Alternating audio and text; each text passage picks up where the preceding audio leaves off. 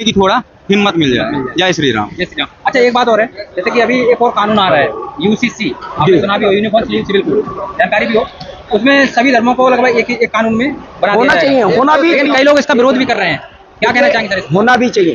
Congress party और कई पार्टियां हैं वो विरोध कर रहे हैं। क्यों विरोध कर रहे हैं? उनको वोटों की गिनती गिननी है।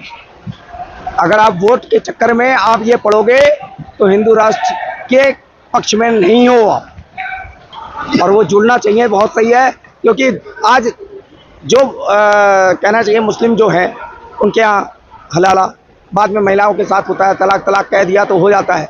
हिंदुओं में एक तलाक होता है, और वो भी मन से होगा तभी तलाक है। और हमें उसी के रोकने के लिए सब ये जो यूसीसी बनाया जा रहा है वही कार्यक्रम है। लेकिन धर्म जाति को अलग अलग नहीं करना। एक हिंदू है, हिंदू ही रहेगा। सब धर्म जाति के एक साथ रहना चाहिए। लेकिन एक विशेष मजहब के लोग वो ये कहते हैं, अगर हमारे शरिया जो उनका कानून है वो उसी को मानते हैं, अगर उसके बीच में अगर कुछ आता है तो वो उसको नहीं मानेंगे। देखिए, आज नहीं मानेंगे तो मानेंगे, मानना पड़ेगा। एक देश में रहते हैं तो एक देश एक विधान होना ही पड़ता है और रहना ही पड़ेगा। जो नहीं जाते पाकिस्तान चले जाओ ना, वहाँ देखो खाने की भूख पड़ी हुई है, वहाँ पे देखो मर रहे हैं लोग। वहाँ क्यों नहीं जाते? पाकिस्तान पाकिस्तान चिल्लाते हो आप, एक मिनट, पाकिस्तान पाकिस्तान चिल्लाते हो, चले जाओ बांग्लादेश, वहाँ देखो क्या हाल है, पता लग जाएगा। हिंदुस्तान में आकर के उन लोगों ने जो है बेड़ा गर्क कर रखा है, हम लोगों की पूरी क्षेत्रों को भर रखा है। हम लोग हिंदू जो है संवेदनशील होता है, दया भाव रखता है, इसीलिए उसका वो जो है कार्य को दबाना चाहते हैं, वो करना चाहते हैं। इन लोगों तो पागल है, ये तो बेवकूफ़ है। हम लोग बेवकूफ़ नहीं है। हम बता देना चाहते हैं आने वाला समय हिंदू राष्ट्र बन के रहेगा। चलिए, जय Shri Ram. Uniform civil code के बारे में तो मैं ये कहूँगा कि सरकार को इसको जल्द से जल्द लागू करना चाहिए और बहुत कड़ाई से लागू करना सर क्यों? इसलिए कि जब हमारा एक देश एक कानून होगा तो हमारी सारी व्यवस्थाएं सबके लिए बराबर रहेंगी। उसमें ना तो किसी धर्म से मतलब रहेगा, ना किसी जाति से, ना किसी संप्रदाय से, ना किसी व्यक्ति विशेष से।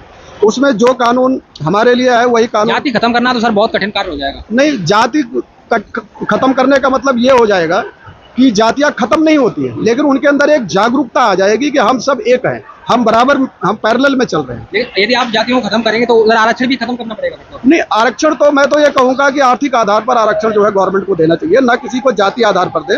गवर्नमेंट को तो ये चाहिए कि आर्थिक आधार पर आरक्षण दे, क्योंकि ऐसा नहीं है, बहुत सी ऐसी SC ST में भी जातियां हैं जो बहुत मतलब ऊंची क्लास में है, अच्छे लेवल में है, IPS IAS बड़े बड़े अधिकारी भी है। अच्छा, ब्राह्मणों में भी है, क्षत्रियों में भी, हर जातियों में भी है। मतलब ये सब इसको तो मतलब आर्थिक आधार पे ये मतलब आरक्षण की स्थिति देख करके देंगे। जिसकी इनकम आप सोर्स कम है, गरीब है, पिछड़ा है, वहाँ पर आरक्षण आप लागू करिए, वो ज़्यादा बेहतर है।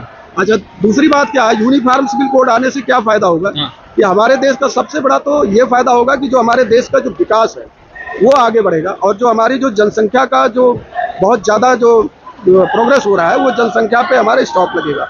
हम जो है बराबर में धीरे धीरे आते रहेंगे और जनसंख्या हमारी कंट्रोल हो जाएगी। कुछ लोग तो इसका विरोध कर रहे हैं, वो कह रहे हैं हम नहीं मानेंगे अगर हम तो इसलिए कर रहे हैं कि देखिए उनको उसके बारे में पूर्ण रूप से ज्ञान नहीं है। अगर उनको ज्ञान होता तो विरोध नहीं करते। संविधान का विरोध, वो संविधान का विरोध कर रहे हैं इसलिए कि उनको पता है कि अगर संविधान लागू हो जाएगा तो बहुत सब चीज़ें हमसे छिन जाएंगी, और जबकि छिनना नहीं है। देखिए, 2 बच्चे सबसे अच्छे आदमी 10,000 रुपये कमाएगा, 10,000 रुपये कमाएगा, तो कंडीशन ये होगी उसके 2 बच्चे होंगे, 2 बच्चों को अच्छी ज़िंदगी देगा, अच्छी लाइफ देगा, अच्छा सिस्टम अपडेट करेगा उनके लिए, शिक्षा के बारे में, तरक्की के बारे में, पढ़ाई लिखाई हर चीज़ के बारे में। लेकिन अगर उस पर मान लीजिए 5 बच्चे हैं, वो 10,000 कमा रहा है, तो वो 5 बच्चों को कैसे मैनेज करेगा ये वो जानता है। इसीलिए जो है मतलब अगर एक देश एक कानून होगा सबके लिए व्यवस्था ठीक होगी। अच्छा, जैसे मुस्लिम महिलाएं हैं, मुस्लिम बहनें हैं, माताएं हैं, बहुत सारी बेटियां हैं जो मतलब कि कभी कभी ऐसा होता है कि 2 महीना हो गया उसके बाद उनका 3 तलाक हो गया, फिर कंडीशन ये हो जाती है कि 4-4 बच्चे हो गए, 5-5 बच्चे हो गए, फिर वो तलाक दे दिए, फिर दूसरी शादी कर लिए, तो उन पे जो अत्याचार हो रहा है वो सब चीज़ें रुक जाएगी। ऐसा तलाक भी ऐसे नहीं होता उनका। एक बात और कहना चाहूँगा, सॉरी सर, जैसे अभी यूसीसी बिल जो आ रहा है उसके लिए जैसे कि हमारे जो सिख धर्म के भाई हैं वो लोग कह रहे हैं कि उसके लिए एक ड्राफ्ट आना चाहिए। जैसे कि वो कृपाण कटार ये सब चीज़ें रखते हैं, तो उनको भी कैसे एक धर्म में तूल देंगे? आप सिखों के बारे में बोल रहे हैं?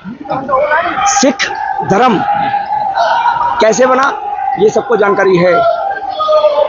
गुरु गोविंद सिंह जी ने जब लड़ाइयाँ हो रही थी तो उस समय ये कहा गया था, अकबर के समय में अत्याचार हो रहे थे तो एक एक घर से एक आदमी मांगा गया था, और उनसे सबसे कहा था एक एक परिवार का एक आदमी मेरे को दे दो, और वो उन्होंने ऐसा कार्य किए, चाहे मर गए, लेकिन हिंदू राष्ट्र आज की तारीख में बनाना है। उस समय भी बना था, आज फिर बनाना है।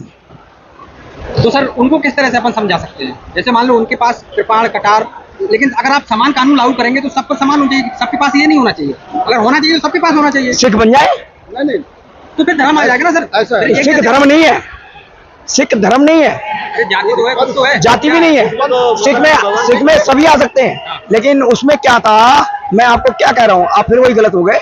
मैंने ये कहा ना कि उन्होंने सभी जातियों से सबसे ये कहा था, एक एक आदमी मेरे को दे दो, एक एक घर का एक एक बच्चा दे दो, और वो मैं उनको जो है सिख बनाया गया। वो ज्यादा जरूरी था या वो ज्यादा आज जरूरी है? सुरक्षा करना क्या गलत किया?